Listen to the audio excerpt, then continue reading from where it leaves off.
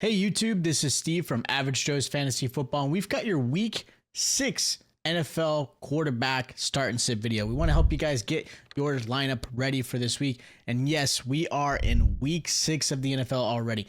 There obviously are some great games, some great lineups, and of course there are teams on buys this week that we've got to consider. So let's jump right into this.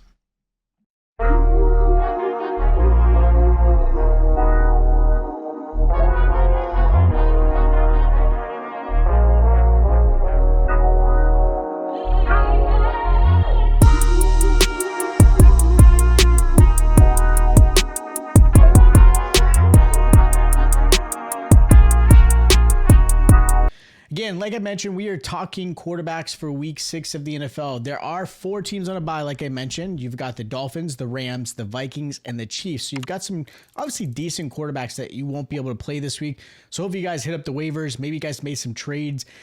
And, of course, paying attention to this video to help you guys out. Now, these are your obvious starts at the quarterback position. I don't have a huge list, but these are guys that I trust this week that should have a good performance, whether it be, again, just outstanding performances that they've done every single week, or they've got great matchups. Now, the first quarterback I'm going to mention as a good start this week is going to be Caleb Williams versus the Jaguars.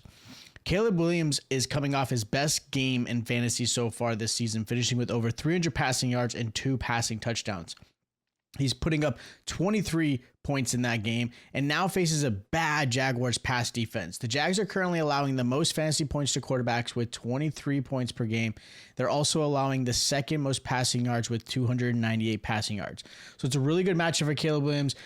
Again, 2 already over 300-yard passing, something that obviously a lot of quarterbacks for the Chicago Bears have struggled to do, but again, the rookie has been playing phenomenally in a really good matchup this week. Now, another quarterback I really like this week, it's going to be surprising to you, is going to be Daniel Jones versus the Bengals. The Bengals are allowing 2 passing touchdowns per game and just over 19 points as well to the quarterback position.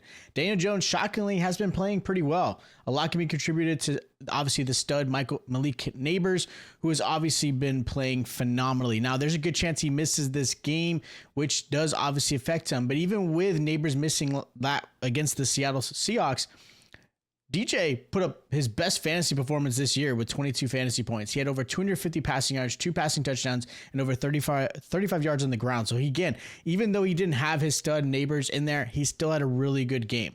Another quarterback I really like is Kirk Cousins this week versus the Panthers. Cousins had an amazing Thursday night performance against the Buccaneers. He finished with quarterback 1 stats that week with over 34 fantasy points and threw for over 500 passing yards and 4 touchdowns. He has a great matchup against the Panthers, who have allowed 18 points a game to the quarterback and allowing an average of 2 passing touchdowns as well. Now, this is a divisional game. Obviously, these games can go either way.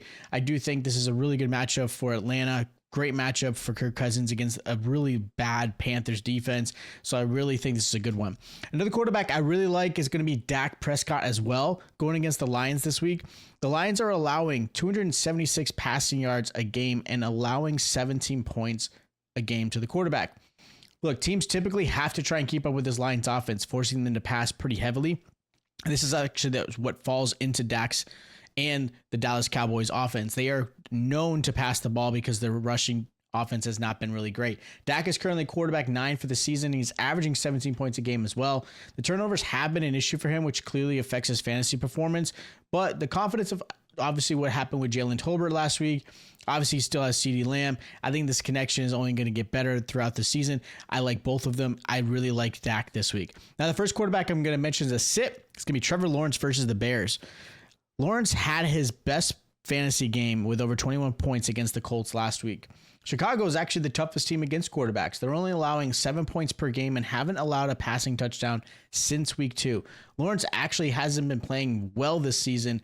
And again, really horrible matchup. He does not have the same connection he's had with obviously his pass catching receivers like Christian Kirk. Now, Brian Thomas obviously looked really good, and we'll talk about him in another video.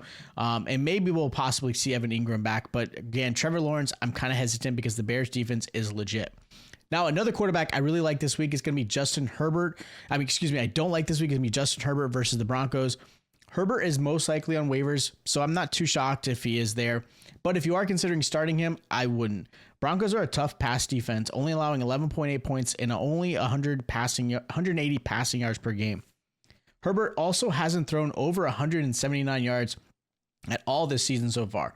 With the offense focused on running the ball and obviously the new receiving core continues to be a big factor, again, Justin Herbert is definitely someone I would consider sitting. Another quarterback I'm going to sit, Anthony Richardson versus the Titans. Richardson is dealing with his injury, but is expected to play this Sunday. There's still a chance he may not, so we'll see. You got to pay attention to the news. The concern is that Richardson has not only been struggling before missing half of week 4 and missing week 5, the Titans have actually played really well against the pass, allowing only 140 passing yards, which is league best, and only 14 points per game as well. So the stats are there. Titans defense is pretty good. Obviously, they're not the biggest name out there. A lot of people aren't really talking about him enough, but again, Anthony Richardson has not thrown well. He's coming off an injury. There's a good chance he may not even play, so we'll see, but I'm not going to start him this week. And again, the last quarterback I'm going to mention is a sit, Justin Fields versus the Raiders. The Raiders look like a good matchup, but if you take away that 32-point game in week 4 where he had 2 rushing touchdowns, Fields has only averaged 14 points a game, which would put him as quarterback 20 for this season so far. Now, Raiders have faced some great quarterback talent so far this season. They actually only kept Justin Herbert to 10 points, which again, he's not playing very well. They did keep Lamar to 17 points, which to Lamar Jackson's pretty good. They didn't allow Deshaun Watson to play well, which he's struggled all season. But again, the Raiders defense, they're not perfect. They have allowed points to the quarterback position, but there's something about this matchup that I just feel like Justin Fields looks like a good matchup, and I think most people are going to end up falling in that trap, and I think he's going to end up struggling. So for me, there's something about this matchup I'm really nervous for Justin Fields. Now, my sleepers for the week is going to be Will Levis. I think he's going to have a good matchup against the Colts. I actually think this is going to be a game where he actually has a really good one. You may want to trade him if you're in Dynasty after that one, but I do think Will Levis is a nice little sleeper this week. So those are my start, sits, and sleepers for week 6 of the quarterback position. If you guys do have any questions, hit me up in the comments down below. Of course, make sure you check out all my other videos that are coming out this week. It's obviously been a little bit of delay to the weather. Dealt with hurricane this past week, so I apologize, but thank you guys to the community. It's been supportive. Again, make sure you check out my other videos. Make sure you guys are subscribed to the channel, and I'll check you guys out next time.